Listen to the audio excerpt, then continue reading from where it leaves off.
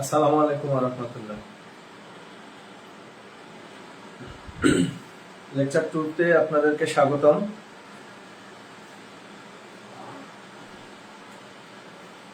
দ্রুত জয়েন করেন, আজকে ক্লাস নাম্বার 2। দ্রুত জয়েন করেন।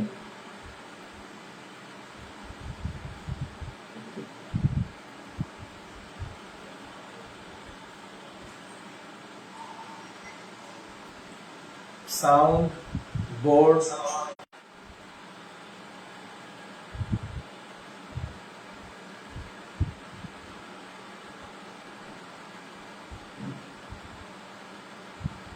দ্রুত জয়েন করো সবাই।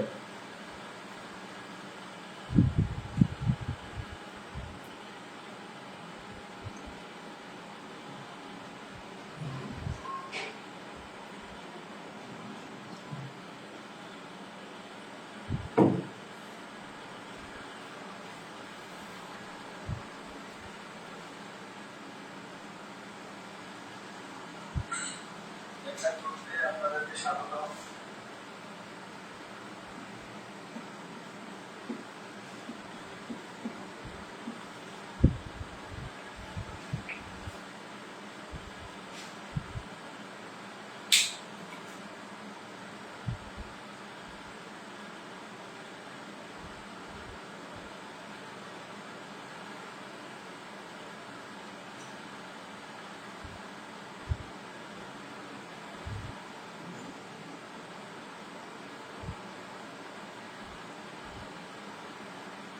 তানভীর ইশতিয়াক অভি, ওয়ালাইকুম আসসালাম স্যার।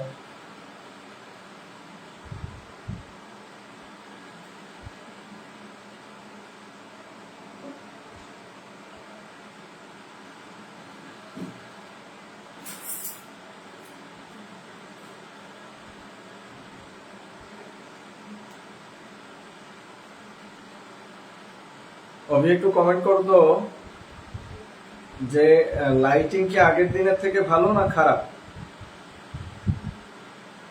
লাইটিং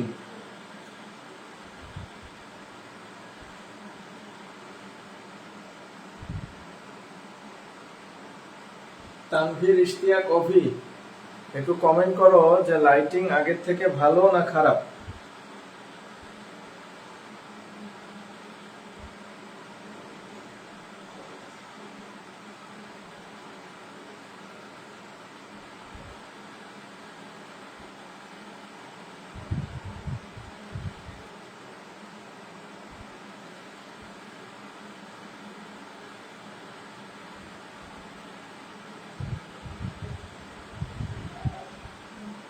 লাইটিং আগের থেকে ভালো না খারাপ?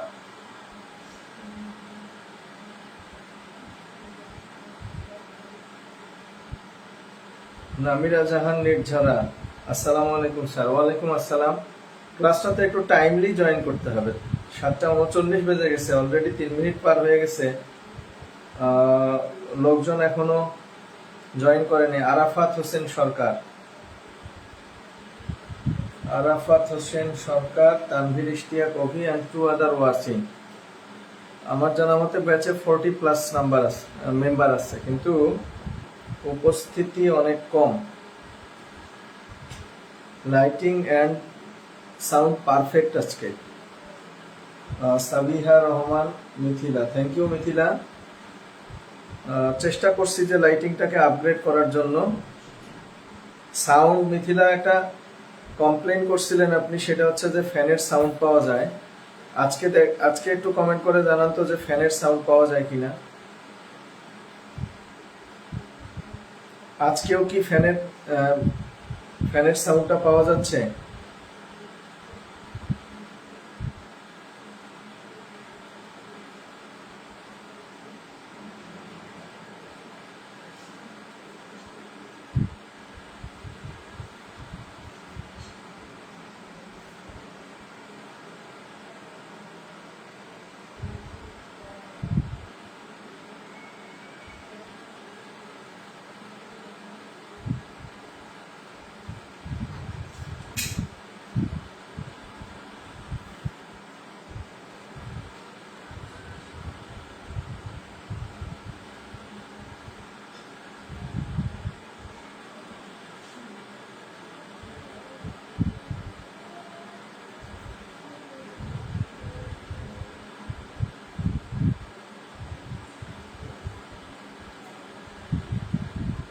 সুনাম আসসালামু আলাইকুম। ওয়ালাইকুম আসসালাম। শিলামণি আসসালামু আলাইকুম স্যার। ওয়ালাইকুম আসসালাম। আচ্ছা, ক্লাস শুরু করি। 7:30টার ক্লাস যদি সবার জয়েন করতে করতে 8টা বেজে যায় তাহলে তো মুশকিল। ক্লাস শুরু করি। আজকে যেটা করব সেটা হচ্ছে, তো অ্যাকাউন্ট তো আমাদের মোটামুটি জানা শেষ। অ্যাকাউন্ট সম্পর্কে আমাদের ধারণা হয়ে গেছে। অ্যাকাউন্ট ছিল কত প্রকার? 5 প্রকার। 5 প্রকার ছিল, তাই না? একটা ছিল অ্যাসেট, এক্সপেন্স, তারপরে হচ্ছে রেভিনিউ, রেভিনিউকে আমরা বলবো হচ্ছে ইনকাম, এরপরে হচ্ছে লায়াবিলিটি, আর হচ্ছে ওনার্স ইকুইটি। এই হচ্ছে, এটা হচ্ছে account, types of account, types of account, যেটা আমরা গতদিন পড়ছি। টাইপস অফ অ্যাকাউন্ট, অ্যাকাউন্ট হচ্ছে 5টা: asset, expense, revenue, income, liability এবং ওনার্স ইকুইটি। তো অ্যাসেট আমাদের জানা শেষ। অ্যাসেট কোনটা অ্যাসেট, তারপরে কোনটা এক্সপেন্স, কোনটা রেভিনিউ, কোনটা ইনকাম, কোনটা লায়াবিলিটি এবং কোন কোন আইটেমগুলো ওনার্স ইকুইটি। আচ্ছা, নামিরা জাহান মির্জার লেখছেন, জি স্যার সাউন্ড আসছে। সাউন্ড আসছে, এটা তো জানতে চাই না আসলে সাউন্ড নিয়ে কোনো কমপ্লেইন আছে কিনা, এটা একটু জানান প্লিজ।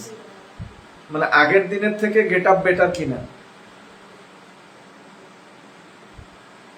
আজকের পরিস্থিতি আগের দিনের থেকে ভালো কিনা, এটা একটু জানালে ভালো হয়।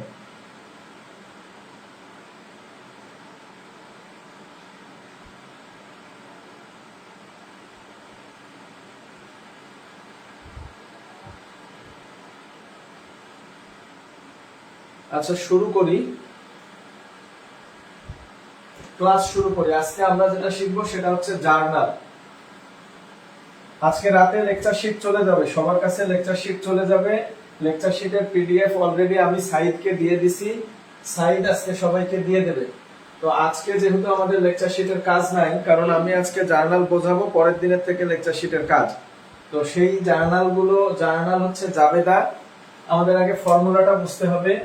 এই যে হিসাব, যে অ্যাসেট এবং এক্সপেন্স, এই দুটা যদি ইনক্রিজ হয়, এরা যদি বাড়ে, এরা যদি ইনক্রিজ হয় এবং এরা যদি কমে যায়, যদি বাড়ে তাহলে সেটা হবে ডেবিট, আর যদি কমে যায় তাহলে হবে ক্রেডিট। এখানে কিন্তু 4টা সূত্র আছে, খেয়াল করো, এখানে 4টা সূত্র আছে। যদি সম্পদ বৃদ্ধি পায় ডেবিট হবে, সম্পদ কমে গেলে ক্রেডিট হবে, খরচ বাড়লে ডেবিট হবে, খরচ কমলে ক্রেডিট হবে। আর 3টা সূত্র হচ্ছে রেভিনিউ, লায়াবিলিটি আর হচ্ছে ক্যাপিটাল। রেভিনিউ, লায়াবিলিটি এবং ক্যাপিটাল, এই 3টার ক্ষেত্রে এর অপোজিট। এরা যদি বৃদ্ধি পায় তাহলে সেটা ক্রেডিট হবে, আর এগুলো যদি কমে যায় তাহলে সেটা ডেবিট হবে। তাহলে এখানে 6টা সূত্র আছে। যদি আয় বাড়ে তাহলে ক্রেডিট, আয় কমলে হবে ডেবিট, দায় বাড়লে ক্রেডিট, দায় কমলে ডেবিট, মূলধন বাড়লে ক্রেডিট, মূলধন কমলে হবে ডেবিট। তাহলে এখানে 4টা আর এখানে হচ্ছে 6টা, 6 4 10টা সূত্র আছে, যেটা আমি সংক্ষেপে লিখে দিছি।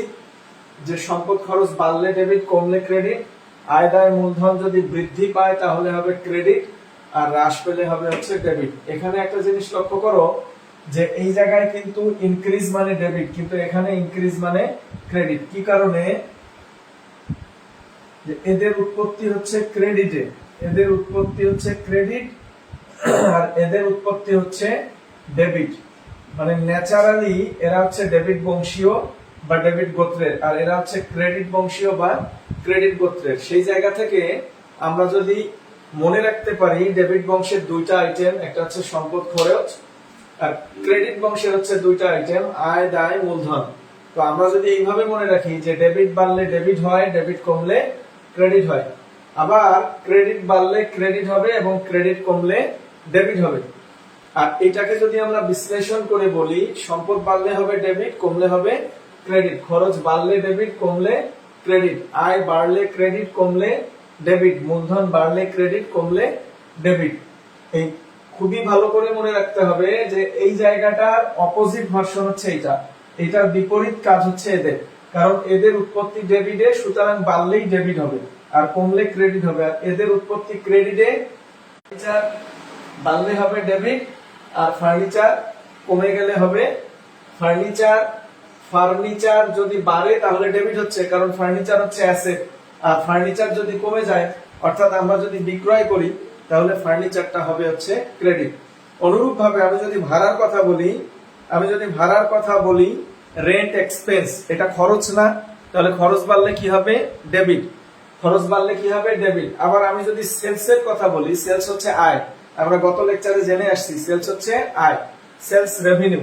তার মানে আমি যদি পণ্য বিক্রয় করি আমার আয় বাড়বে, তাহলে আয় বাড়লে কি হবে? আমাদের আয় বাড়লে ক্রেডিট হবে। আগে সূত্রটা বুঝতে হবে। সূত্রটা নিয়ে কারো কোনো কমপ্লেইন আছে কিনা একটু দ্রুত জানাও, সূত্র নিয়ে কারো প্রবলেম আছে কিনা?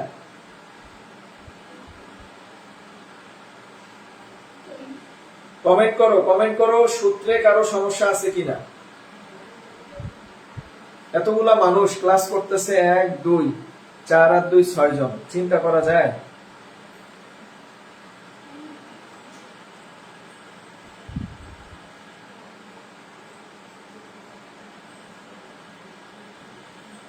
আমি আবার বলতেছি, অ্যাকাউন্টিং এ গোত্র হচ্ছে দুইটা। অ্যাকাউন্টিং এ গোত্র হচ্ছে দুইটা, একটা হচ্ছে ডেবিট বংশ আর একটা হচ্ছে ক্রেডিট বংশ। অ্যাকাউন্টিং এ বংশ হচ্ছে দুইটা, ডেবিট বংশ এবং ক্রেডিট বংশ। তাহলে ডেবিট গোত্রের হচ্ছে দুইটা, একটা অ্যাসেট আর একটা হচ্ছে এক্সপেন্স। আর ক্রেডিট গোত্রের হচ্ছে তিনটা, রেভিনিউ, লায়াবিলিটি এবং ক্যাপিটাল। তো এখানে অ্যাসেট ইনক্রিজ মানে ডেবিট, অ্যাসেট ডিক্রিজ মানে ক্রেডিট। এক্সপেন্স ইনক্রিজ হচ্ছে ডেবিট, এক্সপেন্স ডিক্রিজ হচ্ছে ক্রেডিট। আবার এখানে ক্রেডিট হচ্ছে তিনটা, রেভিনিউ, লায়াবিলিটি এবং ক্যাপিটাল। তাহলে রেভিনিউ যদি ইনক্রিজ হয় ক্রেডিট হবে, ডিক্রিজ হলে ডেবিট হবে। লায়াবিলিটি ইনক্রিজ হলে ক্রেডিট হবে, ডিক্রিজ হলে ডেবিট হবে। ক্যাপিটাল ইনক্রিজ হলে ক্রেডিট হবে, ডিক্রিজ হলে ডেবিট হবে। আমরা সংক্ষেপে বলতে পারি, সম্পদ খরচ বৃদ্ধি মানে ডেবিট, সম্পদ এবং খরচ হ্রাস মানে হচ্ছে ক্রেডিট। আর আয় দায় মূলধন বৃদ্ধি মানে হচ্ছে ক্রেডিট, আর আয় দায় মূলধন হ্রাস মানে হচ্ছে ডেবিট। এটাই হচ্ছে বেসিক ফর্মুলা। যাদের জন্য 10টা কষ্ট হবে, সংক্ষেপে মনে রাখবা, ডেবিট বৃদ্ধি পেলে ডেবিট হয়, ডেবিট হ্রাস পেলে ক্রেডিট হয়, ক্রেডিট বৃদ্ধি পেলে ক্রেডিট হয়, ক্রেডিট হ্রাস পেলে ডেবিট হয়। এইটাই হচ্ছে ফর্মুলা। আশা করি ক্লিয়ার। কারো সমস্যা থাকলে বলো।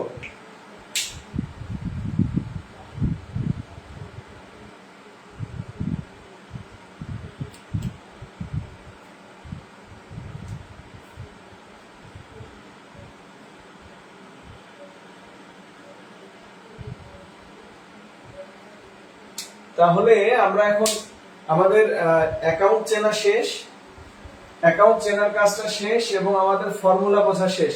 এখন আমরা জার্নাল প্র্যাকটিস করব, জাবেদা।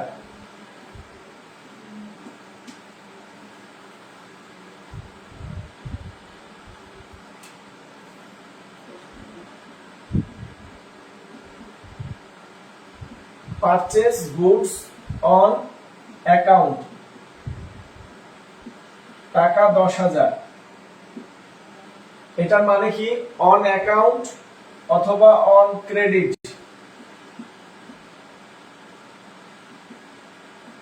এই শব্দের অর্থ হচ্ছে ধারে বা বাকিতে। এই শব্দ দুটার অর্থ হচ্ছে ধারে অথবা বাকিতে। Purchase goods on account. তো আমাদের কাজ হচ্ছে পণ্য ক্রয় করা আর বিক্রয় করা। আমাদের কাজ হচ্ছে পণ্য ক্রয় করা, বিক্রয় করা। তো দেখো এখানে বলছে যে পারচেজ গুডস অন অ্যাকাউন্ট, মানে আমরা ধারে পণ্য ক্রয় করছি। তাহলে ক্রয়টা আমাদের জন্য কি? খরচ। ক্রয়টা আমাদের জন্য কি? খরচ। সূত্র কি? খরচ বাড়লে কি হয়? ডেবিট। আমাদের কাজ হচ্ছে এটা একটা ট্রানজেকশন, এটা একটা লেনদেন, এখান থেকে খুঁজে বের করা এখানে কি ডেবিট হবে এবং কি ক্রেডিট হবে। তো লেনদেনের শ্রেণীবিন্যস্ত সংক্ষিপ্ত বিবরণীকে বলা হয় হিসাব। আর এই লেনদেন থেকে আমরা যখন ডেবিট ক্রেডিট আইডেন্টিফাই করি, এই আইডেন্টিফাই করার প্রক্রিয়া বা অ্যাপ্রোচটা হচ্ছে জাবেদা নির্ণয় করা। তাহলে এখানে এই যে এটা হচ্ছে আমাদের খরচ, পারচেজ ডেবিট, পারচেজ অ্যাকাউন্ট হবে ডেবিট, ডেবিট টাকাটা হবে 10,000, আর পারচেজ গুডস অন অ্যাকাউন্ট বা অন ক্রেডিট, মানে অন অ্যাকাউন্ট মানে আমরা ধারে ক্রয় করছি।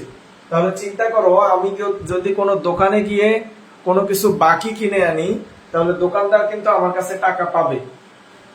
আমি যদি কোনো দোকানে গিয়ে বাকি কিনে নিয়ে আসি, তাহলে দোকানদার আমার কাছে টাকা পাবে। আর এই যে দোকানদার যে টাকাটা আমার কাছে পাবে, তাহলে দোকানদারকে আমরা বলবো পাওনাদার। এই পাওনাদার হচ্ছে প্রাচীন টার্মস, ব্রিটিশ নাম। এটা হচ্ছে পাওনাদার, যেটাকে ইংরেজিতে বলা হয় ক্রেডিটর। ইংরেজিতে কি বলা হয়? ক্রেডিটর। আর এটার আধুনিক নাম হচ্ছে প্রদেয় হিসাব। আধুনিক নাম কি? প্রদেয় হিসাব, যার বাংলা অর্থ হচ্ছে, এটা আধুনিক নাম হচ্ছে প্রদেয়, ইংরেজিতে এটাকে বলা হয় অ্যাকাউন্ট পেএবল। অ্যাকাউন্ট পেএবল। তাহলে এটা হচ্ছে পাওনাদার, ব্রিটিশ নাম, প্রাচীন। আর আধুনিক নাম হচ্ছে প্রদেয় হিসাব, যেটাকে ইংরেজিতে বলা হয় অ্যাকাউন্ট পেএবল। তাহলে এই পাওনাদার মানে আমার কাছে কেউ টাকা পায়। তো আমরা গতদিন যেটা জানছি সেটা হচ্ছে, আমার কাছে যদি, ব্যবসার কাছে যদি মালিক পক্ষ কোনো কিছু দাবি করতে পারে, ব্যবসার কাছে যদি মালিক পক্ষ কোনো কিছু দাবি করতে পারে, সেটাকে বলা হয় মূলধন। আর মালিক ব্যতিরেকে যদি অন্যান্য কেউ দাবি করতে পারে, সেটাকে বলা হয় দায়। তাহলে এটা হচ্ছে দায়। তাহলে এখানে দায় বাড়লো না কমলো? দায়ের পরিমাণ বাড়লো। দায় বাড়লে কি হয়? ক্রেডিট হয়। তাহলে অ্যাকাউন্ট পেএবল হবে ক্রেডিট। ক্রেডিট। তো এখন নিজের জ্ঞান বৃদ্ধির জন্য বা নিজের প্রবলেম সমাধানের জন্য শুরুর দিকে যে কাজটা করতে পারো তোমরা, কেন ডেবিট হলো কেন ক্রেডিট হলো, এটা প্র্যাকটিস করতে পারো। খরচ বাড়ছে জন্য ডেবিট, আর এটা দায় বাড়ছে জন্য ক্রেডিট। পরীক্ষায় কিন্তু এই কাজটা করতে হবে না। পরীক্ষায় জাস্ট তোমাকে লিখতে হবে ডেবিট ক্রেডিট এবং টাকার পরিমাণ। ডেবিট ক্রেডিট এবং টাকার পরিমাণ। জাবেদার ছকটা হয় এরকম, আমি ছক দেখাই দিচ্ছি, কিন্তু আমি এখানে আজকে ছক দিয়ে করাবো না। ছকটা হয় এরকম: ডেট, অ্যাকাউন্ট টাইটেল, এরপরে হবে রেফারেন্স, এরপরে হবে ডেবিট টাকা, এরপরের ঘরটা হবে ক্রেডিট। তাহলে ধরে নিলাম ডেট হচ্ছে জানুয়ারির 1 তারিখ, এটার জাবেদা হচ্ছে পারচেজ ডেবিট, আর অ্যাকাউন্ট পেয়াবল হচ্ছে ক্রেডিট। কত টাকা? 10,000 টাকা। এটা হচ্ছে অঙ্ক, ওই লাইনটা তুলে দিলেই হয়। Two record purchase goods on account দেওয়ার পরে, এরপরে জানুয়ারি 2 তারিখ থাকলে পরের এন্ট্রিটার কাজ হবে। এইভাবে সিরিয়ালি যতগুলো এন্ট্রি থাকবে, প্রত্যেকটা এন্ট্রির কাজ করতে হবে। সিরিয়ালি যতগুলো এন্ট্রি থাকবে,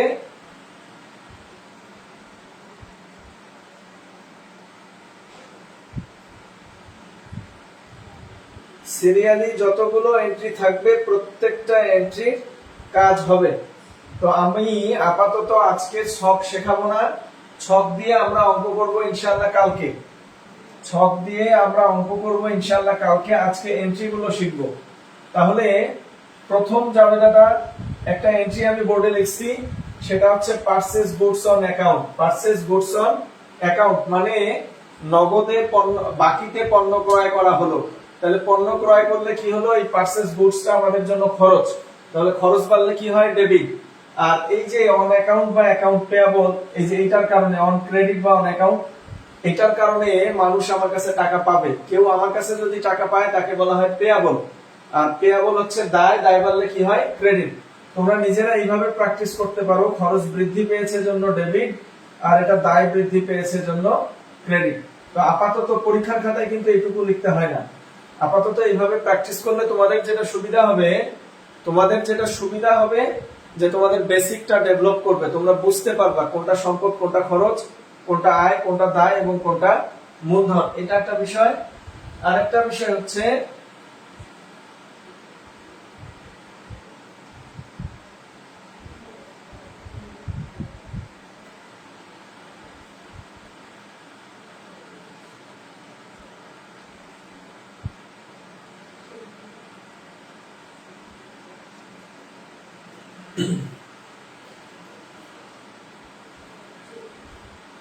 আরেকটা বিষয় হচ্ছে যে আমরা এখানে ফর্মুলার প্রয়োগ করতে পারতেছি, যে কেন ডেবিট হলো এবং কেন ক্রেডিট হলো। তাহলে তোমাকে যদি কেউ কখনো কোশ্চেন করে পারচেজ কোন হিসাব, তাহলে তুমি আনসার করতে পারবা যে এটা খরচ বা ব্যয়। আর যদি কেউ প্রশ্ন করে যে অ্যাকাউন্ট পেয়াবল কোন হিসাব, এটা হচ্ছে দায়। এটা অ্যাকাউন্ট পেয়াবলটা দায়। দায়টা এখানে কেন ক্রেডিট হলো? এখানে দায় কেন ক্রেডিট হলো? কারণ দায়ের পরিমাণ বৃদ্ধি পেয়েছে। তাহলে সম্পদ বাড়লে কি হয়? ডেবিট হয়, কমলে ক্রেডিট হয়। খরচ বাড়লে ডেবিট, কমলে ক্রেডিট। অনুরূপভাবে দায় বাড়লে ক্রেডিট এবং দায় কমলে হবে ডেবিট। আচ্ছা, পরের এন্ট্রি দেখি আমরা। পারচেজ গুডস ইন ক্যাশ, এগুলো লিখে নিতে হবে খাতায়। পারচেজ গুডস ইন ক্যাশ, টাকা ধরলাম 7,000 টাকা। এবার দেখো আগেরটার আর এটার মধ্যে পার্থক্য কি। আগেরটা বলছে পারচেজ গুডস অন অ্যাকাউন্ট, মানে বাকিতে পণ্য ক্রয় করা হলো। আর এখানে বলছে পারচেজ গুডস ইন ক্যাশ, মানে কি নগদে পণ্য ক্রয় করা হলো। একটা হচ্ছে অন অ্যাকাউন্ট মানে বাকি, আর একটা হচ্ছে ইন ক্যাশ মানে হচ্ছে নগদে। তার মানে এই যে পারচেজ গুডস পণ্য কিনে আনছি, এটা আমাদের জন্য হচ্ছে খরচ। এটা আমাদের জন্য খরচ। কিভাবে কিনে আনছি? এটা হচ্ছে ক্যাশ টাকা দিয়ে। কিভাবে কিনলাম? ক্যাশ টাকা দিয়ে। তাহলে চিন্তা করো আমাদের ক্যাশের পরিমাণ বাড়লো না কমলো? কমে গেছে। ক্যাশটা কোন হিসাব? এটা আমাদের জন্য অ্যাসেট। ক্যাশ আমাদের জন্য অ্যাসেট। আমরা কি জানি? খরচ বাড়লে কি হবে? ডেবিট। আর সম্পদ কমলে কি হবে? ক্রেডিট। খরচ বাড়লে ডেবিট, সম্পদ কমলে ক্রেডিট। তার মানে এটার জাবেদা হবে পারচেজ ডেবিট আর হচ্ছে ক্যাশ ক্রেডিট। টাকাটা হবে কত? 7,000। এটা কেন ডেবিট হলো? এটা খরচ বৃদ্ধি পেয়েছে। আর এটা কেন ক্রেডিট হলো? সম্পত্তির পরিমাণ হ্রাস পেয়েছে। তাহলে খরচ বৃদ্ধি পেলে কি হয়? ডেবিট। আর সম্পদ হ্রাস পেলে হয় ক্রেডিট। তাহলে আমরা দুইটা এন্ট্রি শিখলাম। পরীক্ষায় কিন্তু এই কাজটা করতে হবে না। তাহলে প্রশ্ন হচ্ছে আমি কেন এই কাজটা করব? দুইটা কারণে করব। এটার দ্বারা আমার প্র্যাকটিস হচ্ছে যে পারচেজ হচ্ছে খরচ, ক্যাশ হচ্ছে সম্পদ। এক নাম্বার প্র্যাকটিস। এতে আমার অ্যাকাউন্ট সম্পর্কে ভালো ধারণা আসবে এবং তখন অ্যাকাউন্টিং এর আর কোনো প্রবলেম থাকবে না। অ্যাকাউন্টিং এর আমরা বারবার যেটাকে বেসিক বলি, বেসিক। আমাদের প্রবলেম হচ্ছে যে আমরা জানি না কোনটা সম্পদ, কোনটা খরচ, কোনটা আয়, কোনটা দায় এবং কোনটা মূলধন। আমরা প্র্যাকটিস করতে করতে আয়ত্তে নিয়ে আসি অঙ্ক। তো এই কাজটা করা যাবে না। আরেকটা লাভ হচ্ছে যে এখানে ক্যাশ হচ্ছে সম্পদ, এটা জানতে পারলাম। পারচেজ এক্সপেন্স, এটা জানতে পারলাম। আরেকটা লাভ হচ্ছে আমরা সূত্রের প্র্যাকটিস করতে পারতেছি যে এটা খরচ বাড়ানোর জন্য ডেবিট আর এটা সম্পদ কমানোর জন্য ক্রেডিট। মানে সূত্রগুলো জানা হচ্ছে আমাদের। তাহলে দেখো আমরা দুইটা এন্ট্রি শিখলাম। কয়টা? দুইটা। পারচেজ গুডস অন অ্যাকাউন্ট, এগুলো খাতায় লিখে নিতে হবে। এখন প্রশ্ন হচ্ছে যে এই যে জাবেদা আমি কেন করতেছি? জাবেদার কাজটা হচ্ছে জাবেদার মাধ্যমে আমরা যেটা করি, একটা লেনদেন আইডেন্টিফাই করে সেখান থেকে ডেবিট এবং ক্রেডিট হিসাব খাতটাকে আলাদা করি। ডেবিট এবং ক্রেডিট হিসাব খাতটাকে আমরা আলাদা করি। এই যে এইখানে ডেবিট ক্রেডিট কিন্তু নাই, এখানে একসঙ্গে আছে। একটা এন্ট্রিতে ডেবিট ক্রেডিট লুকায়িত অবস্থায় আছে। আমরা করলাম কি, এখানে হিসাবটা আইডেন্টিফাই করে ফর্মুলা প্রয়োগ করে এই যে একটা ট্রানজেকশন মানে হচ্ছে লেনদেন। লেনদেন কি একটু পরে বলতেছি। এই যে একটা ট্রানজেকশনের মধ্যে কোনটা ডেবিট এবং কোনটা ক্রেডিট, আমরা এই জিনিসটাকে খুঁজে বের করছি। ক্লিয়ার? আমাদের কাজই হচ্ছে এটা। পরীক্ষায় যদি জাবেদা আসে এরকম 10 থেকে 12টা ট্রানজেকশন দেবে এবং সেখান থেকে আমার কাজ হচ্ছে ডেবিট এবং ক্রেডিট খুঁজে বের করা। তো তাহলে এই যে এটা ডেবিট, এটা ক্রেডিট। আবার পারচেজ গুডস ইন ক্যাশ, তোমাদের পরীক্ষায় আসবে এই লাইনগুলো। তোমাদের কাজ হচ্ছে এটা খুঁজে বের করা কোনটা ডেবিট এবং কোনটা ক্রেডিট। এটা কিভাবে কিনলো? ক্যাশ। এখন চিন্তা করো আমি একটা দোকানে বসে আছি বা একজন দোকানদার বসে আছে, আমি সেখান থেকে গিয়ে পণ্য কিনলাম। কিভাবে কিনলাম? ক্যাশ টাকার বিনিময়ে কিনলাম। ক্যাশ। তাহলে ক্যাশ টাকার বিনিময়ে কিনলে কি হবে? আমি যে কিনে আনলাম, আমার পকেট থেকে টাকা আসলো না গেল, আমার পকেট থেকে কিন্তু টাকা গেছে। এই জন্য ক্যাশ কি হবে? ক্রেডিট হবে। আর পণ্য ক্রয়টা আমাদের জন্য কি? খরচ। এই জন্য পারচেজ অ্যাকাউন্ট হচ্ছে ডেবিট। ক্লিয়ার? এখন যদি এই আইটেমটা এইভাবে আসে, আচ্ছা আমি এটা একটু মুছে দিচ্ছি, ছবিটা নিছো। এন্ট্রিটা যদি এইভাবে আসে, এটা ছিল আমি এখানে লিখলাম পারচেজ ডেবিট, অ্যাকাউন্ট পেয়াবল হচ্ছে ক্রেডিট। যদি এইভাবে আসে পারচেজ গুডস টাকা 10,000 অফ হুইচ টাকা 7,000 paid in cash. Purchase goods টাকা 10,000, অফ হুইচ টাকা 7,000 পেইড ইন ক্যাশ। আচ্ছা, এই দুটো আইটেম যদি বুঝে থাকো আমি মুছে দিলাম। এইটা বললো পারচেজ গুডস টাকা 10,000, অফ হুইচ টাকা 7,000 পেইড ইন ক্যাশ। এটা দ্বারা বোঝাচ্ছে যে পণ্য ক্রয় করা হলো 10,000 টাকা, যার 7,000 টাকা কিসে দিলাম? ক্যাশে দিলাম। যার 7,000 টাকা কিসে দিলাম? ক্যাশে। তাহলে খরচ করলাম কয় টাকা? আমরা প্রথমত পারচেজ করলাম 10,000 টাকা, এটা হবে ডেবিট। এটা কি হবে? ডেবিট। এবার ক্যাশে দিলাম কত টাকা? 7,000। তার মানে আমার সম্পদ কমে গেছে 7,000 টাকা, এটা হবে ক্রেডিট। আর বাকি আছে কত? এখানে মেনশন না থাকলেও কিন্তু বুঝে নিতে হবে। কিনলাম কয় টাকা? আমরা 10,000 টাকা, যার নগদে দিলাম কয় টাকা? 7,000 টাকা। তাহলে বাকি আছে কয় টাকা? 3,000 টাকা। এই 3,000 টাকা হবে অ্যাকাউন্ট পেয়াবল। অ্যাকাউন্ট পেয়াবল হবে ক্রেডিট। তাহলে টাকাটা কি হবে? এই যে ডেবিট 10,000, ক্যাশ হলো কত? কমে গেল 7,000, আর পাওনাদার এখনো আছে হচ্ছে 3,000। কি কারণে এমন হলো? যে এটার দ্বারা খরচের পরিমাণ বৃদ্ধি পেয়েছে। খরচ বাড়লে ডেবিট হয়। এটার দ্বারা সম্পদের পরিমাণ কমে গেছে। সম্পদ যদি কমে যায় তাহলে ক্রেডিট হয়। আর অ্যাকাউন্ট পেয়াবলের দ্বারা দায়ের পরিমাণ বেড়ে গেছে। দায় বাড়লে কি হয়?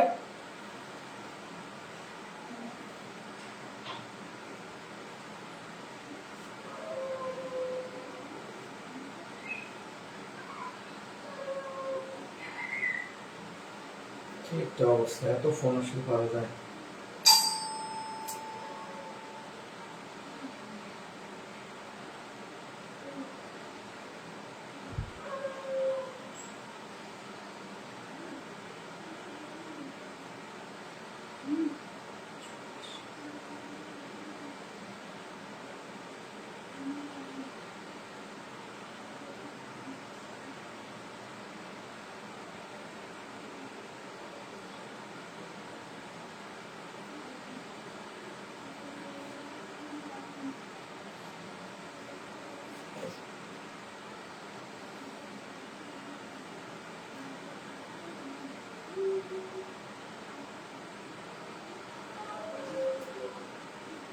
আচ্ছা, এটার দ্বারা খরচের পরিমাণ বাড়লো, এটার দ্বারা হচ্ছে সম্পদ কমলো, এবং এটার দ্বারা হচ্ছে দায়ের পরিমাণ বাড়লো। তাহলে খরচ বাড়লে কি হয়? ডেবিট। সম্পদ কমলে কি হয়? ক্রেডিট। দায়ের পরিমাণ বাড়লে কি হয়? ক্রেডিট। তাহলে এটাকে বলা হয় কমপ্লেক্স এন্ট্রি। যে জাবেদায় একাধিক ডেবিট এবং একাধিক ক্রেডিট থাকে সেটাকে বলা হয় হচ্ছে কমপ্লেক্স এন্ট্রি। ক্লিয়ার? জার্নাল আবার দুই প্রকার। এটা শুধু ছবিটাই না। এই জাবেদাটা আরেকবার দেখো। পারচেজ গুডস টাকা 10,000, অফ হুইচ টাকা 7,000 পেইড ইন ক্যাশ। এটা দ্বারা বোঝাচ্ছে যে 10,000 টাকার পণ্য নগদে ক্রয় 10,000 টাকার পণ্য ক্রয় করা হলো, যার 7,000 টাকা নগদে পরিশোধ করা হয়েছে। পণ্য কিনলো কত টাকা? 10,000, পরিশোধ করলো কত টাকা? 7,000। তার মানে এখানে মেনশন না থাকলেও কিন্তু 3,000 টাকা বাকি আছে। এখান থেকেই বোঝা যাচ্ছে যে 10,000-এর আমরা ক্যাশে দিলাম 7,000, আর 3,000 টাকা বাকি আছে। তাহলে এই যে পারচেজ, এটা আমাদের জন্য কি? খরচ। তাহলে পারচেজ হবে ডেবিট। কত টাকা? 10,000 টাকার পণ্য কিনলাম। এখানে ক্যাশ কত টাকা পে করলাম? 7,000। তার মানে ক্যাশের পরিমাণ কমে গেছে 7,000, বাকি আছে কত? 3,000 টাকা। এই যে বাকি আছে 3,000 টাকা, এটার দ্বারা আমাদের কি হলো? দায়ের পরিমাণ বাড়লো, যেটাকে আমরা কি বলি? পাওনাদার। তাহলে অ্যাকাউন্ট পেয়াবল হবে হচ্ছে ক্রেডিট। অ্যাকাউন্ট পেয়াবল ক্রেডিট হবে 3,000 টাকা। এখন শুধু ডেবিট ক্রেডিট জানলেই হবে না, তোমাদের জানতে হবে যে এটা কেন ডেবিট হলো আর কেন ক্রেডিট হলো। ফর্মুলাগুলো অ্যাপ্লাই করো। যে খরচের পরিমাণ বাড়লে কি হয়? ডেবিট। সম্পদের পরিমাণ কমলে কি হয়? ক্রেডিট। এবং দায়ের পরিমাণ বাড়লে কি হয়? ক্রেডিট। এই জন্য খরচ বেড়েছে, সম্পদ কমেছে জন্য ক্রেডিট, এবং দায় বেড়েছে জন্য হচ্ছে ক্রেডিট। ক্লিয়ার? এখন আসো যে এই যে জার্নাল এন্ট্রি দুই প্রকার। জার্নাল এন্ট্রি হচ্ছে দুই প্রকার, একটা হচ্ছে সিম্পল আর একটা হচ্ছে কমপ্লেক্স। যে জাবেদায় জার্নাল এন্ট্রি দুই প্রকার, একটা হচ্ছে সরল দাখিলা আর একটা হচ্ছে মিশ্র দাখিলা। জাবেদা দাখিলা দুই প্রকার, একটা সরল দাখিলা আর একটা হচ্ছে মিশ্র দাখিলা। যে জাবেদায় একটা মাত্র ডেবিট এবং একটা মাত্র ক্রেডিট, অর্থাৎ দুইটা মাত্র হিসাব খাত থাকবে, শুধু ডেবিট অথবা শুধু ক্রেডিট, তাহলে অর্থাৎ একটা ডেবিট একটা ক্রেডিট, সেটাকে আমরা বলবো হচ্ছে সরল দাখিলা। আর যেখানে একাধিক ডেবিট বা একাধিক ক্রেডিট থাকবে, অর্থাৎ দুইটা হিসাব খাতে বেশি থাকবে, তাকে বলা হয় হচ্ছে মিশ্র দাখিলা। ছবিটা নিয়ে নাও।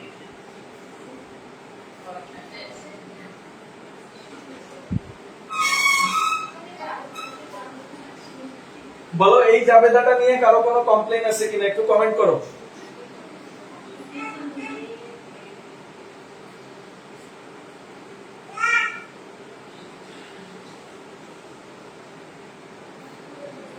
একটু কমেন্ট করো এই জায়গাটা নিয়ে কোনো প্রবলেম আছে কিনা।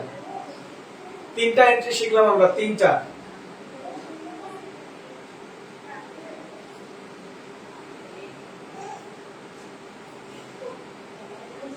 তানভীর ইশতিয়াক অভি, তুমি লিখছো জি স্যার। এই জি স্যার দ্বারা আমি কি বুঝবো স্যার? এটা একটু ক্লিয়ার করো, তোমার এই জি স্যার দ্বারা আমি কি বুঝবো?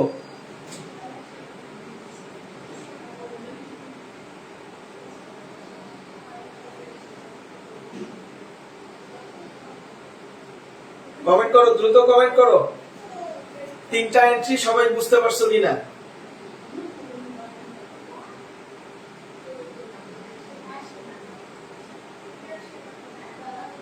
নাই স্যার, না স্যার।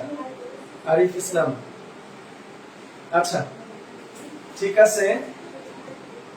তাহলে এই তিনটা এন্ট্রি আমি একসঙ্গে লিখে সলভ করে দেব আরেকবার।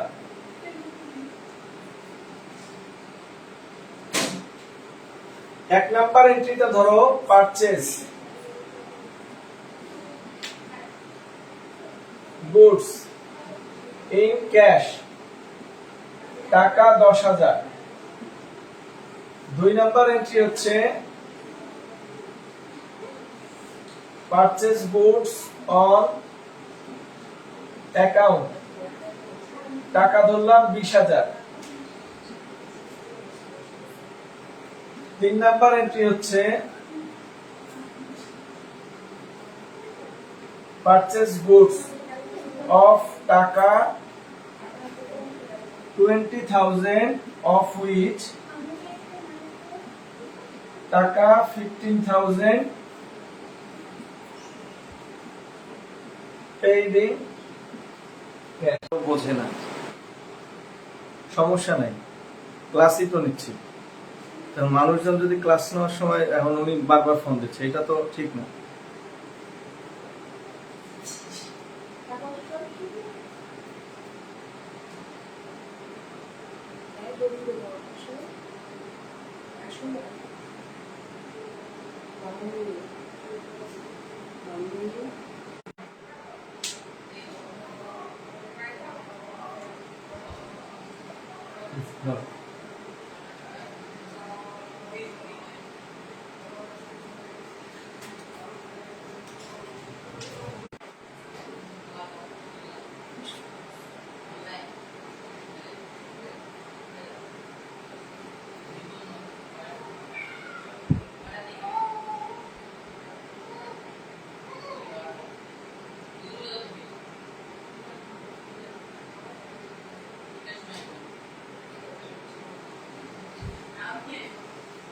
আচ্ছা, এখনো কি নেট প্রবলেম হচ্ছে? কমেন্ট করো একজন। নেট যে প্রবলেম করতেছে বা হচ্ছে, এটা একটু বুঝে গেছি, আমরাও বুঝে গেছিলাম, যার কারণে কিছুক্ষণ অফ ছিলাম। আর আমি ভিআইপি মানুষ তো, এই দাওয়াতের জন্য বারবার মানুষজন ফোন দিচ্ছিল, ফোন কেটে দেই, তারপরেও ফোন দিচ্ছিল। যাই হোক, ক্লাস চলাকালীন এরকম অনেক ধরনের ঘটনাই ঘটে।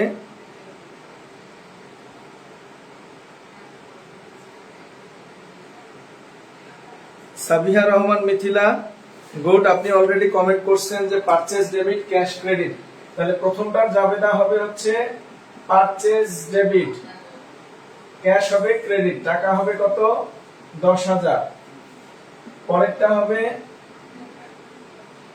পারচেজ ডেবিট অ্যাকাউন্ট পেয়াবল হবে ক্রেডিট, টাকা হবে হচ্ছে 20,000, আর পরের টাকাটা হবে পারচেজ ডেবিট। পারচেজ ডেবিট টাকা হবে 20,000, of which 15,000 paid in cash. 15,000 paid in cash, তার মানে ক্যাশ ক্রেডিট হবে 15,000 আর অ্যাকাউন্ট পেয়াবল ক্রেডিট হবে 5,000। তো তোমরা জাবেদার থেকেও বেশি করে প্র্যাকটিস করবা। জাবেদার থেকেও বেশি করে যে প্র্যাকটিসটা করবা সেটা হচ্ছে কেন ডেবিট হয় এবং কেন ক্রেডিট হয়। এটার দ্বারা খরচ বাড়বে, সম্পদের পরিমাণ কমে যাবে। এটার দ্বারা খরচ বাড়বে, দায়ের পরিমাণ বাড়বে। আর এটার দ্বারা হচ্ছে খরচ বাড়বে, সম্পদের পরিমাণ কমবে এবং দায়ের পরিমাণ হচ্ছে বাড়বে। ক্লিয়ার? দেখো, এটা খরচ বাড়ছে, সম্পদ কমছে, ক্যাশ ক্রেডিট। এটা খরচ বাড়ছে, দায়ের পরিমাণ বাড়ছে, অ্যাকাউন্ট পেয়াবল ক্রেডিট। এটা হচ্ছে খরচ বাড়ছে, এটা হচ্ছে সম্পদের পরিমাণ কমে যাবে এবং দায়ের পরিমাণ বেড়ে যাবে। এই যে অ্যাকাউন্ট পেয়াবলটা হচ্ছে দায়। এখন বলো, কারো কোনো প্রবলেম আছে কিনা?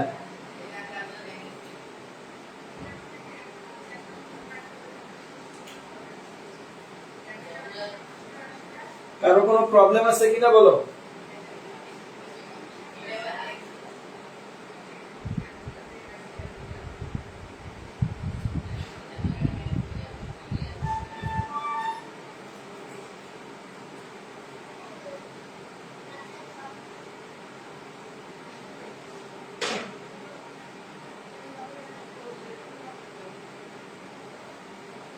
আচ্ছা, আমি তাহলে 3টা প্র্যাকটিস দেই, তোমরা একটু করবা। এটা গেল পণ্য ক্রয় সংক্রান্ত। পণ্য ক্রয় সংক্রান্ত। এখন দেখো, লেনদেন গুলো যদি এইরকম আছে, ধরো 1 number purchase furniture in cash, টাকা 20,000। 2 নাম্বার এন্ট্রি হচ্ছে পারচেজ ফার্নিচার অন অ্যাকাউন্ট, টাকা 7,000। 3 নাম্বার পারচেজ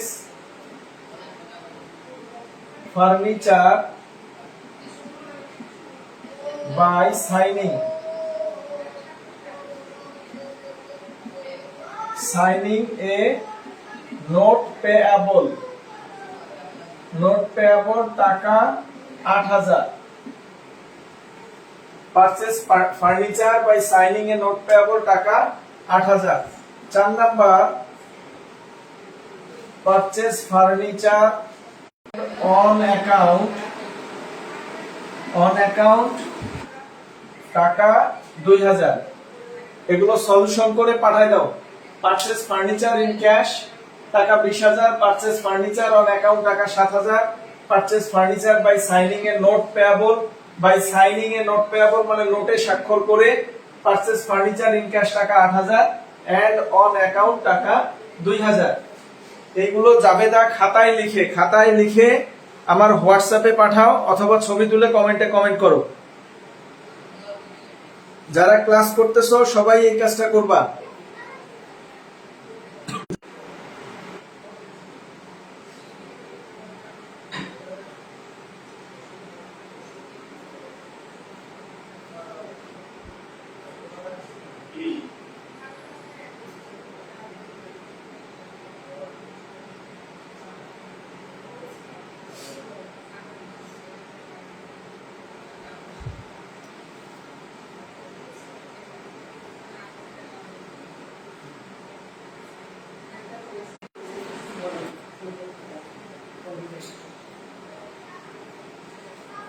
আচ্ছা, এখানে হচ্ছে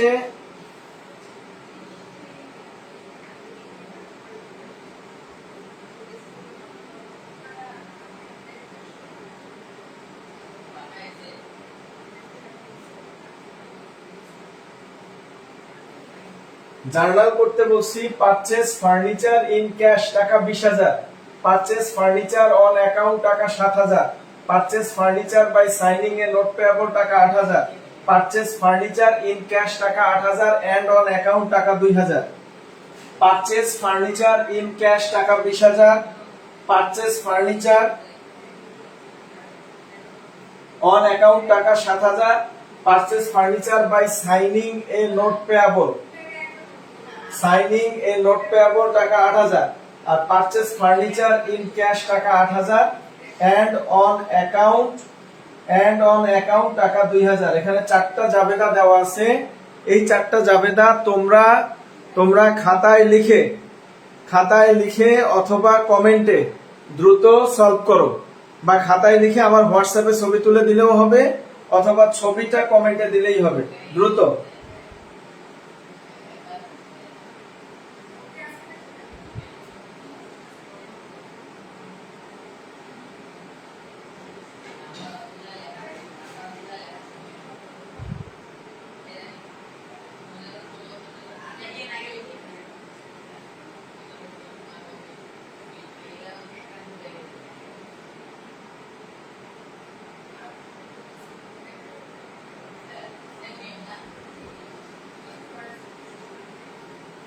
আচ্ছা, একজন লিখছে ফার্নিচার ডেবিট ক্যাশ ক্রেডিট। হ্যাঁ, এখানে কিন্তু আর পারচেজ হবে না, কারণ পারচেজ হচ্ছে আমি যদি পণ্যের ব্যবসা করি তাহলে আমার কাজ হচ্ছে পণ্য কিনে বিক্রয় করা। পণ্য কিনে বিক্রয় করা, যদি আমি পণ্যের ব্যবসায়ী হই, পণ্য কিনে কি করা, বিক্রয় করা, তাহলে সেটা আমার জন্য খরচ। বাট আমি এই যে পারচেজ ফার্নিচার কিনলাম, তাহলে ফার্নিচার আমি কেন কিনবো? আমার প্রতিষ্ঠানের জন্য, অবশ্যই ব্যবহার করার জন্য। আর ব্যবহার করার জন্য যেটা নেওয়া হয় এটা হচ্ছে সম্পদ। এখানে আর পারচেজের কোনো কাজ নাই। তাহলে এখানে মূল বিষয় হচ্ছে ফার্নিচার। কিভাবে কেনা হলো? ক্যাশ। তাহলে এটা হবে ফার্নিচার ডেবিট, ক্যাশ হবে ক্রেডিট। এটা অ্যাসেট ইনক্রিজ, এটা হবে অ্যাসেট ডিক্রিজ। এবার আসি ফার্নিচার অন অ্যাকাউন্ট। তাহলে এটা হবে ফার্নিচার ডেবিট, অ্যাকাউন্ট পেয়াবল হবে ক্রেডিট, টাকা হবে হচ্ছে 7,000। তো ডেবিট ক্রেডিট জানার থেকেও জরুরি কেন ডেবিট হচ্ছে এবং কেন ক্রেডিট হচ্ছে, তাহলে বেসিকটা অনেক ভালো হবে। Purchase furniture by signing A note payable, একটা নোটে, একটা ডকুমেন্টে আমাদেরকে যে ওই দোকানদার বা কোম্পানি বাকি দিল, বাকি দেওয়ার সময় আমাদেরকে যে দিল, ক্যাশ টাকাও নেয় নাই, বাকিও রাখে নাই, একটা ডকুমেন্ট সাপেক্ষে আমাদেরকে দিয়ে দিছে। ডকুমেন্ট, এটাকে বলা হয় প্রদেয় নোট। এই যে এ নোট পেয়াবল, এই প্রদেয় নোট বা এই ডকুমেন্টের কারণেই কিন্তু আমাদের দায় তৈরি হয়ে গেছে। তাহলে জাবেদা কি হবে? জাবেদা হবে furniture debit, note payable credit. আবার purchase furniture in cash 8,000, on account আছে হচ্ছে 2,000, তার মানে নগদেও আছে। তাহলে ফার্নিচার হবে ডেবিট, নগদে কিনলাম ক্যাশ ক্রেডিট, বাকিতে কিনলাম, তাহলে অ্যাকাউন্ট পেয়াবল হবে ক্রেডিট। তাহলে ক্যাশ কয় টাকা দিলাম? 8,000 টাকা দিলাম, বাকি রাখছি কত টাকা? 2,000। তার মানে মোট ফার্নিচার কেনা হলো হচ্ছে 10,000। তাহলে এখানে কয় টাকার ফার্নিচার কিনলাম? 8,000। এটা 7,000, এটা 20,000। এটা অ্যাসেট ইনক্রিজ, অ্যাসেট ডিক্রিজ। এটা অ্যাসেট ইনক্রিজ জন্য ডেবিট, লায়াবিলিটি ইনক্রিজ জন্য ক্রেডিট। অ্যাসেট ইনক্রিজ জন্য ডেবিট, নোট পেয়াবল হচ্ছে লায়াবিলিটি ইনক্রিজ জন্য হচ্ছে ক্রেডিট। অ্যাকাউন্ট পেয়াবল ও লায়াবিলিটি, নোট পেয়াবল হচ্ছে লায়াবিলিটি।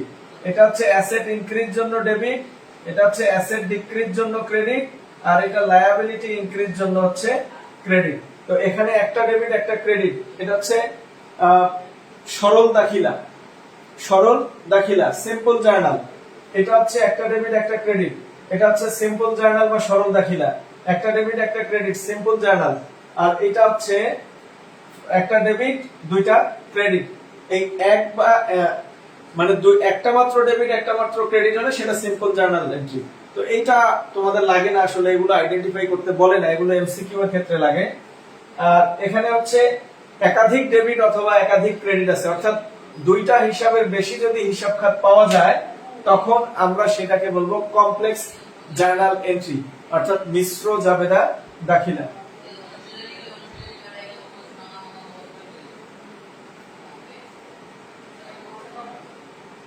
শিলামণি লেখছেন purchase debit, account payable credit. শোনেন স্যার, যদি পারচেজ গুডস হয় তাহলে পারচেজ ডেবিট হবে, আর পারচেজ যদি ফার্নিচার হয় তাহলে ফার্নিচার ডেবিট হবে। বি কেয়ারফুল, এই জায়গাটা ভালো করে মনে রাখতে হবে। তাহলে এই যে আমরা এখন যে এন্ট্রি কয়েকটা শিখলাম, এটা দ্বারা কিন্তু আমাদের হাজার হাজার এন্ট্রি হয়ে গেছে এই চারটা এন্ট্রির দ্বারা। এই চারটা এন্ট্রির দ্বারা আমাদের হাজার হাজার এন্ট্রি হয়ে গেছে। এই চারটা এন্ট্রির দ্বারা হাজার হাজার এন্ট্রি হয়ে গেছে। কিভাবে? জাস্ট পিকচারটা নিন।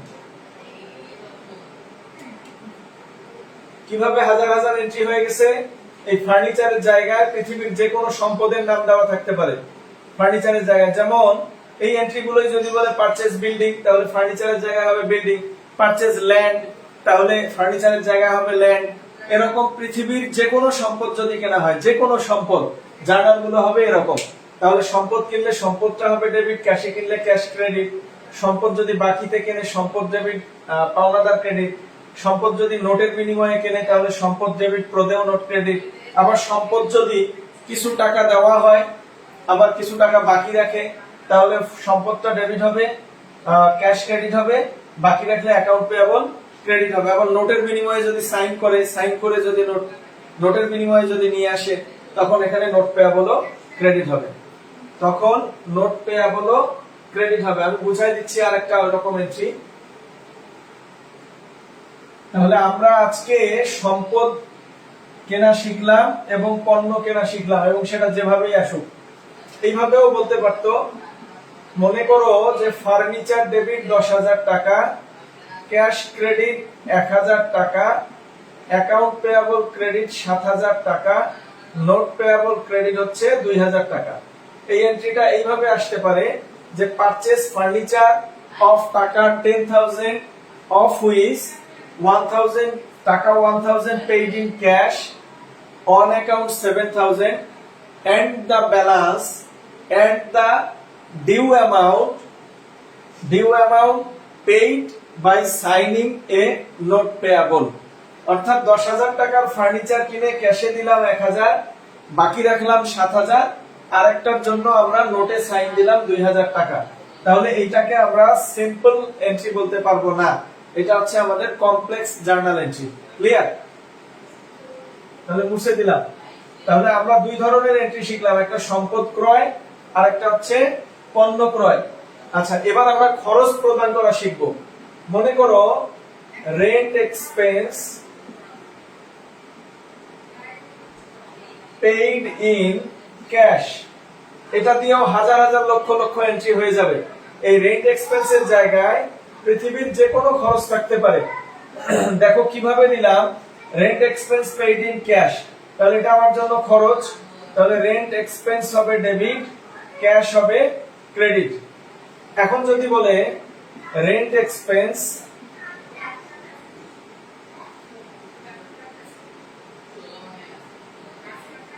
পেইড ফর 2 months, এখন খেয়াল করো এখানে আমি ধরে নিলাম অঙ্কটা 1 মান্থের। কতদিনের ধরলাম? 1 মাসের অঙ্ক। 1 মাস যদি 1 মাসের অঙ্ক হয়, টাকা দিলাম কয় মাসের? 2 মাসের। তার মানে এইটার অস্তিত্ব কিন্তু শেষ আর এটার অস্তিত্ব আছে। তাহলে এইটা হচ্ছে খরচ আর এটা হচ্ছে সম্পদ। এটা খরচ, এটা সম্পদ। তাহলে এইটাতে হবে হচ্ছে prepaid rent debit, cash credit, অথবা advance rent debit, cash credit. এটার দ্বারা সম্পদ বৃদ্ধি পেয়েছে, এটার দ্বারা সম্পদের পরিমাণ কমে গেছে। এটার দ্বারা খরচের পরিমাণ বাড়ছে, এটার দ্বারা সম্পদের পরিমাণ কমে গেছে। Rent expense paid in cash, তাহলে rent expense debit, cash credit. আর এখানে rent expense paid for 2 months, মানে 2 মাসের জন্য দিলাম। 1 মাসের অঙ্ক কিন্তু দিলাম কয় মাস? 2 মাস। তাহলে এটা আমাদের খরচ না হয়ে কি হবে? সম্পদ। তখন অ্যাডভান্স বা প্রিপেইড রেন্ট হবে ডেবিট, ক্যাশ হবে ক্রেডিট। আর যদি বলতো rent expense occurred on account বা incurred on account মানে ভাড়া ব্যয় নির্বাহ করা হলো বাকিতে, মানে আমরা ভাড়াটা খরচটা সম্পাদন করছি কিন্তু টাকাটা দেই নাই। তাহলে কি হবে? এখানে রেন্ট এক্সপেন্স ডেবিট এখন আমার কাছে কেউ টাকা পাবে, ঠিক আছে, আমার কাছে কেউ টাকা পাবে, এটাকে আমরা বকেয়া ভাড়া বলবো। কি বলবো? বকেয়া ভাড়া। অ্যাকাউন্ট পেয়েবল ক্রেডিট বলা যাবে অথবা রেন্ট পেয়েবল ক্রেডিট বলা যাবে। অ্যাকাউন্ট পেয়েবল ক্রেডিট অথবা রেন্ট পেয়েবল ক্রেডিট, এটাকে বকেয়া ভাড়া বলি আমরা। তাহলে এইটা দ্বারা আমাদের হাজার হাজার লাখ লাখ এন্ট্রি শেষ।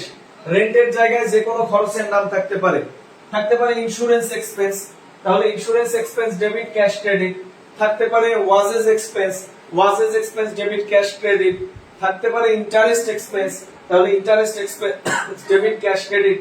আর যদি এরকম প্রিপেইড বলা থাকে, সরাসরি প্রিপেইড বা দেখা যাবে নির্দিষ্ট পিরিয়ডের থেকে যদি বেশি সময়ের জন্য বলে, তখন প্রিপেইড ডেবিট হবে ক্যাশ ক্রেডিট। আবার যদি বিষয়টা বাকি থাকে তখন হবে এক্সপেন্সটা ডেবিট আর ওই এক্সপেন্স পেয়াবল মানে বকেয়া খরচটা হবে ক্রেডিট। ক্লিয়ার? এই খরচটার জায়গায় পৃথিবীর যে কোনো খরচের নাম দেওয়া থাকতে পারে। এই খরচের জায়গায় পৃথিবীর যে কোনো খরচের নাম দেয়া থাকতে পারে।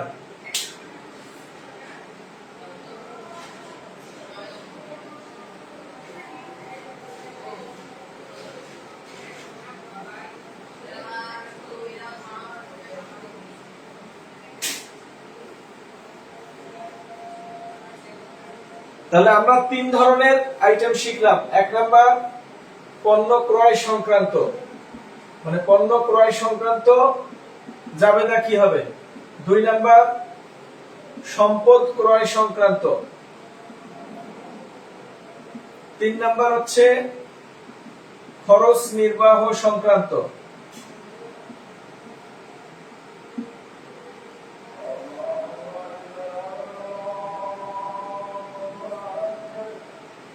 চার নাম্বার হচ্ছে খরচ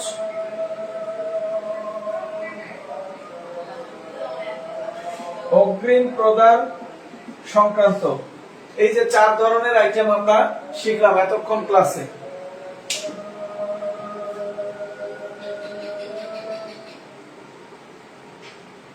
আচ্ছা, একজন মনে হয় ছবি পাঠিয়ে দিচ্ছেন, একটু দেখে নেই।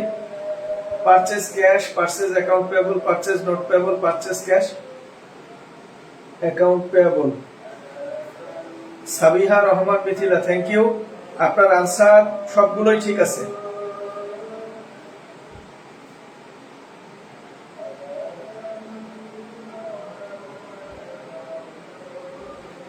আবু সাইদ, আসসালামু আলাইকুম স্যার। ওয়ালাইকুম আসসালাম। আপনি কোথায় ছিলেন এতক্ষণ? আর ওই যে আপনার হোয়াটসঅ্যাপে লেকচার শিটটা দেয়া আছে, তো লেকচার শিটটা সবার হোয়াটসঅ্যাপে পাঠিয়ে দিয়ে। আর তুমি রুটিনটা জানতে চাইছিলে, রুটিন হচ্ছে রবি মঙ্গল বৃহস্পতি। রবি মঙ্গল বৃহস্পতি, এটা হচ্ছে 7:30টা থেকে শুরু, প্রিন্সিপালস অফ অ্যাকাউন্টিং।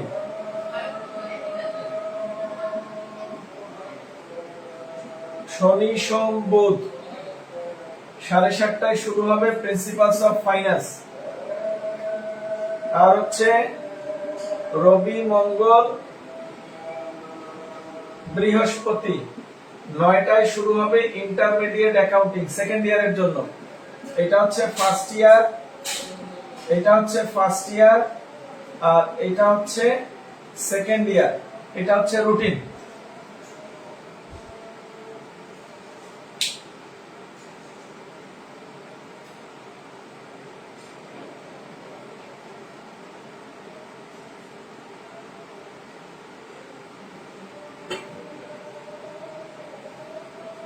আচ্ছা, আমরা এখন জাবেদা করি। জাবেদা আমাদের মোটামুটি শেষের দিকে, আর কিছু এন্ট্রি শিখলেই হবে। সেটা হচ্ছে যে সোল্ড গুডস ইন ক্যাশ, আবার আসলো সোল্ড গুডস অন অ্যাকাউন্ট অথবা on credit. Sold goods in cash, sold goods on account অথবা অন ক্রেডিট। এরপরে হচ্ছে service provided in cash, service provided on account. খেয়াল করো, সোল্ড গুডস ইন ক্যাশ মানে পণ্য বিক্রয় করছি। এখন আমরা যে পণ্য কিনে আনলাম শুরুর দিকে সেই পণ্যটা বিক্রয় করলাম, তার মানে এটা আমাদের জন্য আয়। তাহলে বিক্রয় যদি করি, ক্যাশ আসলো না, গেল, ক্যাশ ইনক্রিজ, তাহলে ক্যাশ ডেবিট, আর সেলস হবে ক্রেডিট। এটা সম্পদ বেড়েছে, এটা আয়ের পরিমাণ বেড়েছে। আমাদের ফর্মুলা হচ্ছে সম্পদ বাড়লে ডেবিট, আয় বাড়লে হচ্ছে ক্রেডিট। এরপরে সোল্ড গুডস অন অ্যাকাউন্ট, এবার কিন্তু আমি কারো কাছে টাকা পাবো, এবার আমি কারো কাছে টাকা পাবো। আচ্ছা, এটা ধরে নিলাম 5,000 টাকা, তাহলে এই টাকাটা হবে হচ্ছে 5,000। এবার সোল্ড গুডস অন অ্যাকাউন্ট, তাহলে এটা হবে অ্যাকাউন্ট রিসিভেবল ডেবিট আর হচ্ছে সেলস রেভিনিউ ক্রেডিট। কারণ পণ্য যদি বাকিতে বিক্রয় করি তাহলে এখন আমার কাছে টাকা পাবে না, আমি বরং মানুষের কাছে টাকা পাবো। কারণ আমি বিক্রেতা, আমি যার কাছে বিক্রয় করব তাকে পণ্য দিয়ে তার কাছ থেকে টাকা নেব। তাহলে account receivable debit sales revenue credit. এই টাকাটা ধরে নিলাম 7,000 টাকা, তাহলে এই টাকাটা হবে 7,000। তাহলে এটা কেন ডেবিট ক্রেডিট হলো? এটা সম্পত্তি বেড়েছে, এটা আয়ের পরিমাণ বৃদ্ধি পেয়েছে, সম্পত্তি বৃদ্ধি এবং আয় বৃদ্ধি। এবার আসি সার্ভিস প্রোভাইডেড ইন ক্যাশ, সেবা দিলাম। আমি যে সবসময় পণ্য দেব ব্যাপারটা এরকম না। আমি যেমন তোমাদেরকে পড়াচ্ছি, পণ্য দিলাম না সেবা দিচ্ছি? সেবা।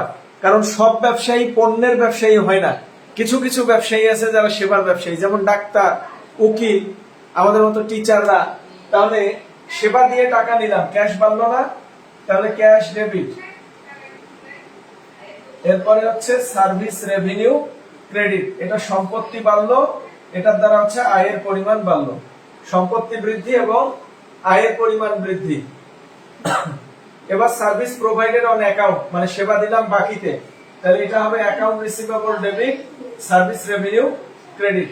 এটা ধরে নিলাম 5,000, তাহলে এই টাকাটা কত হবে? 5,000। আর এইটা ধরে নিলাম টাকা 8,000, তাহলে এটা হবে 8,000, এই টাকাটা হবে হচ্ছে 8,000। এটা সম্পত্তি বৃদ্ধি পেয়েছে এবং এটা আয়ের পরিমাণ বৃদ্ধি পেয়েছে, সম্পত্তি বৃদ্ধি এবং আয়ের পরিমাণ বৃদ্ধি। তাহলে এখানে আছে 4 রকমের entry. Sold goods in cash, আমরা পণ্য দিয়ে বিনিময়ে টাকা নেব, cash debit sales revenue credit, চাইলে এখানে রেভিনিউ কথাটা লিখে দিও। আর হচ্ছে সোল্ড গুডস অন অ্যাকাউন্ট অথবা অন ক্রেডিট, তাহলে account receivable debit sales revenue credit, কারণ এখানে আমরা বাকিতে বিক্রয় করছি। এবার সার্ভিস প্রোভাইডেড ইন ক্যাশ, সেবা দিলাম সেটা ক্যাশের বিনিময়ে, ক্যাশ রিসিভ করলাম আর সেবা বাবদ আয় বাড়বে। আর সার্ভিস প্রোভাইডেড অন অ্যাকাউন্ট, এবার সেবা দিলাম বাকিতে, সুতরাং আমরা যাকে সেবা দিলাম তার কাছ থেকে টাকা পাবো, account receivable debit service revenue credit.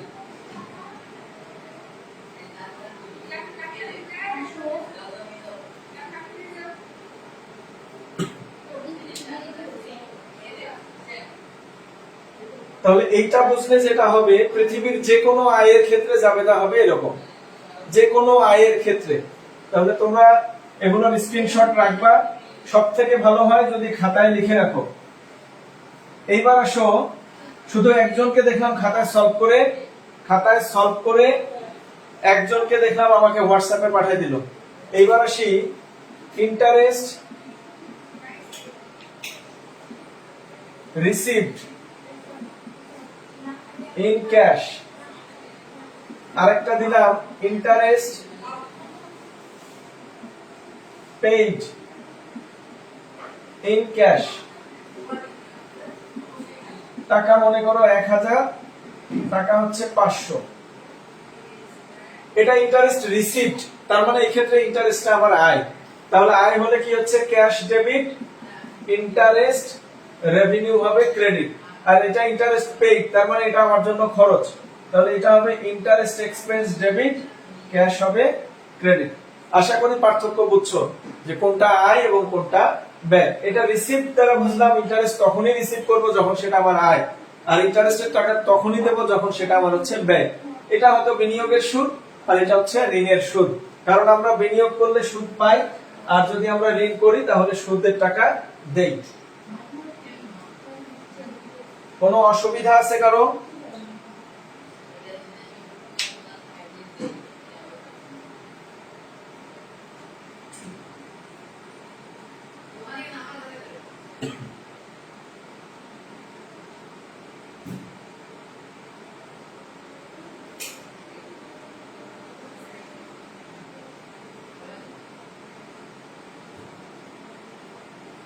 Abu Saeed, একটু বলো তো যে বোর্ড আজকে কি অবস্থা? আচ্ছা, সাবিয়া রহমান মিথিলা একটা চমৎকার কমেন্ট করছো, নেক্সট ডে সবাই তাড়াতাড়ি জয়েন করবেন।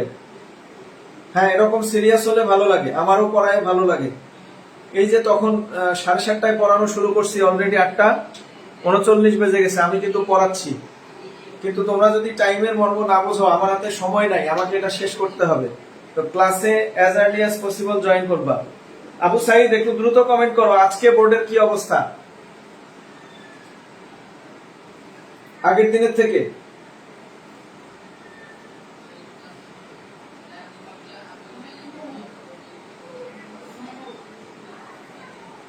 আচ্ছা, এখন আসি, আর 2-4টা এন্ট্রি শেখায় আজকের ক্লাস শেষ করবো ইনশাআল্লাহ।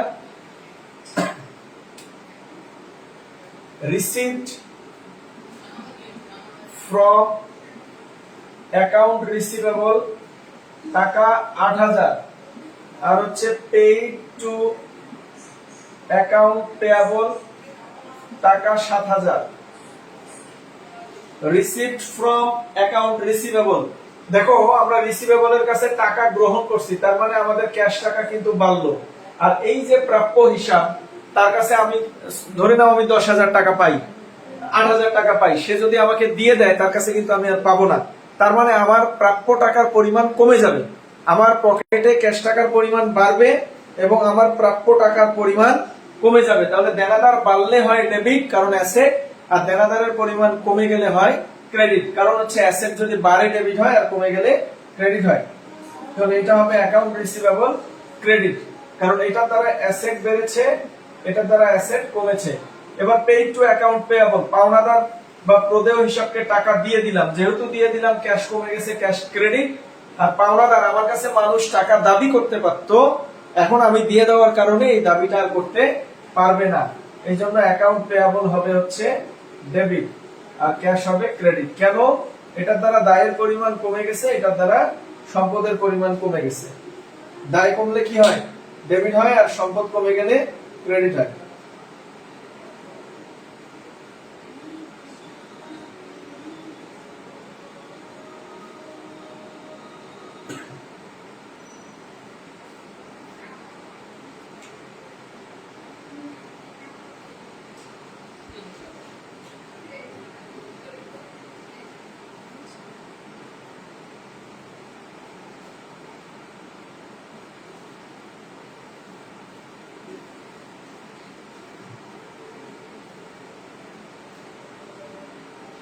আচ্ছা, আজকে আর একটা এন্ট্রি শেখায় শেষ করব, সেটা হচ্ছে cash received for future sales টাকা 5,000।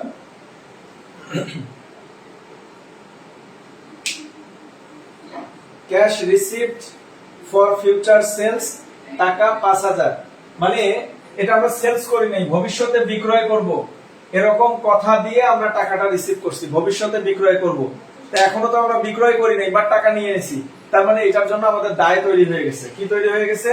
দায়। তাহলে ক্যাশ হবে ডেবিট, ক্যাশ কি হবে? ডেবিট। আর ফিউচার সেলস, এটা তো আমরা রেভিনিউ বলতে পারবো না, এটা দায় তৈরি হয়ে গেছে, এটাকে বলা হয় unearned, EARNED, unearned sales revenue হবে ক্রেডিট। এটা হচ্ছে সম্পদের পরিমাণ বাড়লো, এটা দ্বারা দায়ের পরিমাণ বাড়লো। এটা বাংলা অর্থ হচ্ছে অনুপার্জিত। অনুপার্জিত, অনুপার্জিত আয় একটি দায়, মুখস্থ করে ফেলবা। অনুপার্জিত আয় একটি দায়। অনুপার্জিত আয় কাকে বলা হয়? অনুপার্জিত আয় হচ্ছে যে আমরা কাজ করে দেই নাই কিন্তু টাকা গ্রহণ করছি, অর্থাৎ টাকা নিয়ে যদি কাজ সম্পাদন না হয়, ভবিষ্যতে করে দেব এরকম চুক্তিবদ্ধ হই বা করে দেওয়ার প্রতিশ্রুতি বজায় রাখি, প্রতিশ্রুতি দেই, সেটাকে আমরা বলবো হচ্ছে অনুপার্জিত আয়। অনুপার্জিত আয় একটি দায়। অনুপার্জিত আয় একটি দায়।